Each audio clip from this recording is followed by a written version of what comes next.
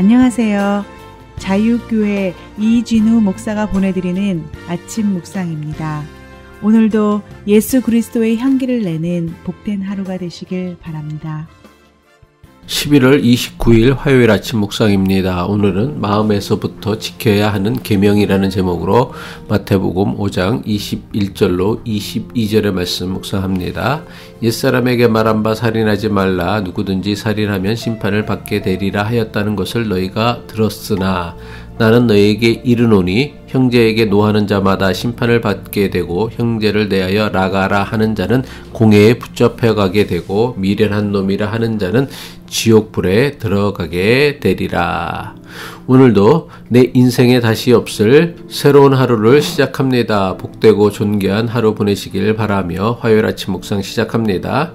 예수님께서는 문자에 얽매이기보다는 문자에 담긴 하나님의 뜻을 발견하고 지키는 것이 율법을 제대로 지키는 것이라 가르쳐 주셨습니다. 율법에 대한 예수님의 가르침이 있었기에 지금 우리는 안식일 대신에 주일을, 동물 제사 대신에 예배를, 할례 대신에 세례를 통해 하나님과 언약을 맺을 수 있게 된 것입니다. 문자에 얽매이기보다는 문자에 담긴 하나님의 뜻을 중요하게 여겨야 하는 것은 율법뿐만 아니라 모든 성경 말씀에 적용되는 원칙이어야 합니다.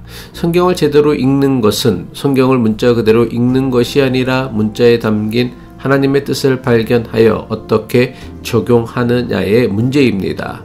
그럼 어떻게 성경을 해석하고 적용하는 것이 바른 해석이며 바른 적용이 될 수 있습니까? 성경에 대한 바른 해석과 적용을 위해서는 예수님께서 어떻게 율법을 해석하시고 어떻게 율법을 적용하셨는지를 배워야 합니다.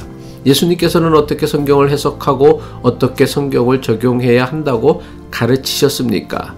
이것을 가장 잘 보여주는 말씀이 마태복음 5장 21절부터 48절까지의 말씀입니다.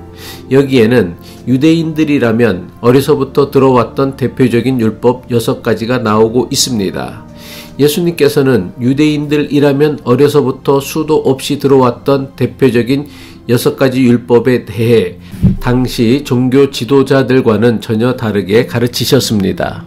율법에 대한 예수님의 가르침은 오늘 우리가 신약 성경을 해석하고 적용하는 가장 중요한 원리가 되어야 할 것입니다.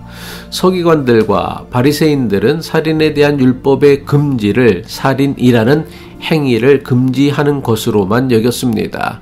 하지만 예수님께서는 이러한 서기관들과 바리새인들의 율법 해석에 반대하셨습니다. 예수님은 살인을 드러난 행위의 문제로만 여기지 않고 보이지 않는 마음에서부터 비롯된 문제라고 해석하셨습니다. 그래서 예수님은 사람을 실제로 죽인 행위에 대해서만 살인이라고 여기지 않으셨습니다. 형제에게 노하는 것, 형제를 욕하는 것, 형제의 인격을 모독하는 것, 형제의 마음에 상처를 주는 것, 마음 깊은 곳에서 형제를 미워하는 것 등 이런 모든 것이 다 살인하지 말라는 하나님의 뜻을 어기는 것이라 말씀하십니다. 마태복음 5장 22절이 여기에 대한 말씀이죠. 나는 너에게 이르노니 형제에게 노하는 자마다 심판을 받게 되고 형제를 대하여 나가라 하는 자는 공회에 붙잡혀 가게 되고 미련한 놈이라 하는 자는 지옥불에 들어가게 되리라. 이것은 간음에 대해서도 마찬가지입니다. 육체적 간음만이 아니라 마음으로 음욕을 품은 사람은 모두 간음하지 말라는 율법을 어긴 것이라 말씀하셨습니다. 마태복음 5장 28절이죠. 나는 너에게 이르노니 음욕을 품고 여자를 보는 자마다 마음에 이미 간음하였느니라. 예수님 율법 해석의 중요한 원리는 드러난 행위의 문제로만 여기지 않고 마음의 문제로 여기셨다는 것입니다. 살인하지 말라, 간음하지 말라, 도둑질하지 말라, 내 이웃에 대하여 거짓 증거하지 말라, 내 이웃의 것을 탐내지 말라. 이 모든 계명을 해석하고 적용하는 데 있어 눈에 보이는 행위 이전에 어떤 마음을 품었느냐를 중요하게 여기신 것입니다. 이러한 예수님의 율법 해석과 적용은 하나님의 계명을 지키는 데 있어서 자유로울 수 있는 사람은 하나도 없음을 깨닫게 됩니다. 예수님 당시 종교 지도자들은 스스로 자기들을 의인이라고 여겼습니다. 하지만 예수님의 기준에 의하면 누구도 의로운 사람이 될 수가 없습니다. 따라서 눈에 보이는 행위로 스스로 의롭다고 자랑하지 말아야 합니다. 또한 드러난 행위만 보고 함부로 판단하여 죄인이라고 정죄하지도 말아야 합니다.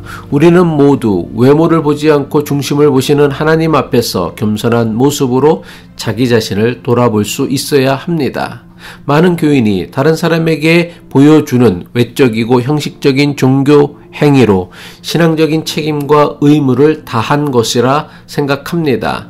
하지만 예수님은 하나님의 요구가 이것보다 훨씬 더 근본적이라 가르치십니다. 하나님을 기쁘시게 하는 의의는 눈에 보이는 행위나 행동에 있지 않고 눈에 보이지 않는 마음에 있습니다. 당시 종교 지도자들은 백성들의 행동을 통제하는 것으로 율법을 지키려고 했고 이렇게 하는 것이 율법을 잘 지키는 것이라 믿었습니다. 하지만 예수님은 드러나 보이는 행동 이전에 생각과 마음의 변화를 통해 하나님의 뜻을 지키길 원하셨습니다. 눈에 보이는 행동만 바꾸는 것은 오래가지도 못할 뿐더러 우리의 중심을 중요하게 여기시는 하나님의 뜻을 이루지도 못합니다. 마음을 바꾸고 생각을 바꾸려는 믿음에서 출발할 때만 율법을 주신 하나님의 뜻을 이룰 수 있을 것입니다. 기도하겠습니다.